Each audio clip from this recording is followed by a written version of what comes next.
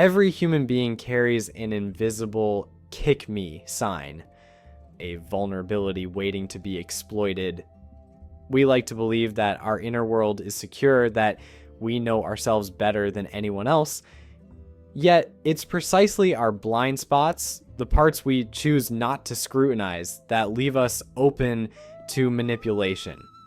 Psychologist Jeffrey Simpson's research even suggests that couples who remain partially unaware of each other's hidden emotions enjoy a kind of blissful ignorance. This comfort in not knowing creates a fertile ground for con artists, who are adept at reading the subtle cues of our insecurities. Imagine every person as a walking, talking catalog of vulnerabilities. Each of us has little tells, a twitch, hesitation, a moment of uncertainty that reveal our inner doubts. To a skilled con artist, these signals are like bright neon signs pointing directly to our weaknesses. They are the modern-day detectives who notice the smallest deviations in our behavior, then craft their approach to exploit exactly that. Then there's the irresistible force of charisma, a sort of cheat code that turns ordinary encounters into moments of dangerous connection. Con artists master the art of weaponized empathy, using their charm to mirror our body language, tone, and values. This isn't magic. It's a calculated strategy. Studies have shown that we are more likely to trust someone who subtly mirrors our own behaviors, even if that familiarity is artificially constructed. Con artists are experts in the art of escalation. They begin with a small request, a mere foothold that quickly leads to much larger demands.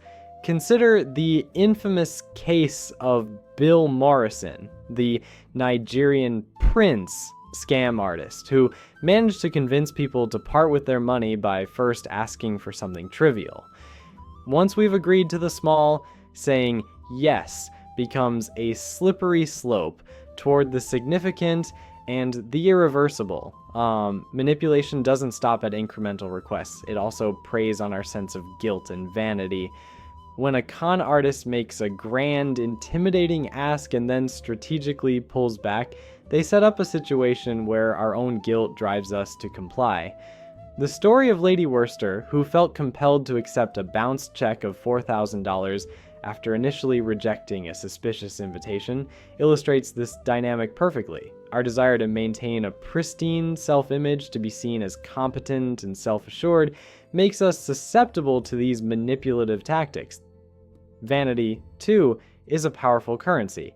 Con artists are not only interested in individual frailties, but also in the collective pride of families and communities. Take, for instance, the case of Tilly, who exploited the pride of an aristocratic family by convincing them they were under threat from secret societies. The larger the ego, the more devastating the fall when that pride is weaponized against us. Humans are natural optimists, always looking to the next opportunity, even when past attempts have failed. This optimism fuels scams like William Miller's Ponzi scheme and keeps gamblers playing long after the odds are clearly stacked against them. And when confronted with evidence that contradicts their beliefs, many of us experience cognitive dissonance, bending reality to fit the narrative we want to believe. James Norfleet's relentless investment in fake stocks, even after being presented with the scam's undeniable flaws, is a striking example of this phenomenon. Reputation matters immensely. Our social fabric is woven from conversations, and studies suggest that about 65% of our dialogues are driven by gossip and the need to preserve our public image. Like, this overwhelming focus on reputation can be a curse, as it makes us hesitant to admit when we've been deceived. For example, when 70,000 people fell for the Sir Francis Drake treasure rumor, many chose to remain silent rather than face the embarrassment of being duped. In essence, con artists thrive not because they are supernatural geniuses, but because we unwittingly grant them access to the most sensitive parts of our minds. They exploit our deepest desires, our hidden insecurities, and the cognitive biases that shape our perception of the world.